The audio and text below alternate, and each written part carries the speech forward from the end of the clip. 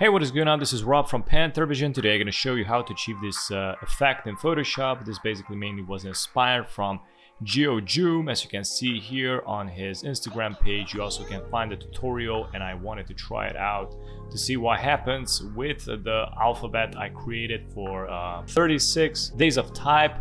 I couldn't finish that, so anyways, gonna try it out on some of the letters and see what happens. So first thing you should do, create a new file. Of course, we're gonna go with keys settings. I'm gonna go with 2000 per 2500, resolution 25, RGB. Click create. And there you go. We have it right here.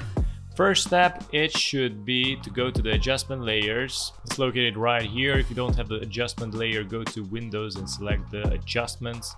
It should be on. It's always on. So let's go first with the invert. Click on it, go back to the adjustment layer. Let's create the hue and saturation. Go back to the adjustment layer. We're gonna make a curve and go back and let's create another curve. Okay, so let's start with the curves. We need to remove this mask, so just drag and drop here. Where's the bin? We're gonna set this mask. You just need to eyeball it how it's done. I'm gonna just drag this here somewhere and drag this one up here. Hopefully it's gonna stick there. There you go. So it looks like something like this. I'm gonna go to the next curve and I'm gonna set this from here a little bit up, and this one somewhere around here. Let's go to the hue saturation. Let's set this one to minus 150. There you go. So far we don't have anything here. Let's go back to the background, which is located right here, and on the top of the background just import the file you would like to edit. In my case, I'm just gonna copy paste from Adobe Illustrator this letter S I just created. Press Ctrl C and then Ctrl V. Path, Smart Object. You can go with Smart Object. I'm gonna just go with pixels. Click OK. Press and hold Shift plus Alt so you don't distort it. And scale it up. Press Enter. Now it's released. Alright, so let's apply the effects. Double click on the layer with the shape. Let's go with the bevel and emboss. Click on it, so you can see here is checked. Here it should be inner bevel, smooth. The depth should be on 80. This should be on down. As you can see, usually it's on up. Let's select down. And this is 10. 6.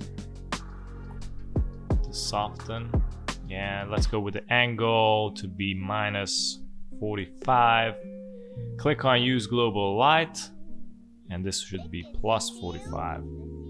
Of course, select the gloss control, usually on default, and select this one. And push the opacity here to 100%, and this opacity also 100%. The highlight mode should be on normal, and the shadow mode also on normal. Let's go to the inner shadow. Let me do something here real quick. Color overlay, there you go. So the color overlay gonna show you what is going on basically.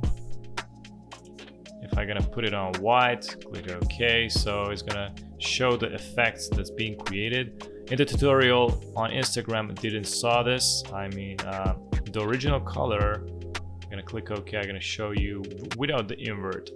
So the original color, let's uncheck the bevel and emboss, should be white on white. Activate the invert, and this is how it's gonna show these little things. So far, so good. I'm gonna double click on this. Let's go with the inner shadow. You should put it on linear burn if you didn't. Let's click on this white little image and let's type in 02FFCC. Click OK. The opacity is on 90. And the angle should be on 135. Uncheck use global lights. Let's put this on 10. The choke is on 0, and this one is on 98.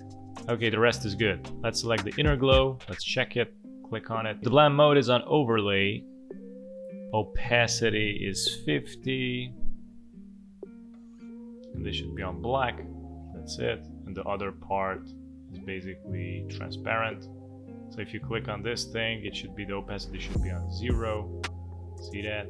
Click Okay. All right. What else? Softer edge. Choke is on 0. Size is on 150. This one is on 100. The settings are good. Click on the setting. Let's go with the normal black. This is on 15. The angle is on 90. Distance is on 5. Size is on 15. Okay, from here I showed you like what's with the color overlay, so the color should be inverted basically. I'm gonna uncheck this because we're gonna need the gradients.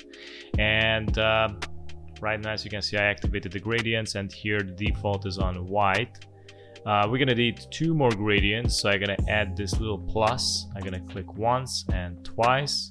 As you can see here, we got 3 gradients going on. So let's work with the top gradient. Click on the gradient, double click, wait a sec. We're gonna work with this color. Just select this little thing here. You can see the opacity is on 0. We're gonna need to increase it on 100%. Click back on this little thing, double click on, and type in here 63A3FF. Now click OK. The other one should be white. Okay, click OK. I saw this one was like on 16 or 15. I'm gonna put it on 16. And this, the angle 180 minus 180. There you go. And the scale should be on 100. Oh yeah, it was like also check the dither. Okay, click on the other gradient overlay. Let's select the other colors. And let me check this. Okay, this was normal. This one needs to be on overlay. Overlay 80. We're gonna check the reverse. There you go. Check it like that. Click on the gradient. Let's go again with this. With the opacity, go to 100%. Double click on this thing, or you can double click here on the color. Type in FV5392. Click OK. Click on the other one. Click on the color F86 F64. There you go. Click OK. So it should look something like this. Click OK. Angle should be on 90 degrees, something like this. And the scale should be on maximum, so it's like 150. Let's go to the last gradient overlay. And this is going to be on black and white. The blend mode should be on normal, 100%. Click on the gradient. Let's increase the opacity. This one should be black. And we get the other one white. Click OK. This is on maximum 150, and the angle is on minus 90. Click OK. Right now we got this effect going on, but somewhere I think this was it, the curve. I need to decrease the curve a little bit, this one.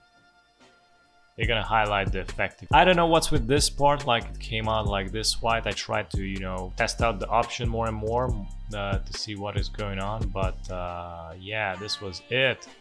And also you can add another layer and, you know, choose the black and choose the paint bucket tool, click on it. And from here, go to filter, noise, add noise. And, you know, add some grainy noise. I added with the Gaussian, click OK. It's like on 15% on this one. And I'm gonna go with exclusion.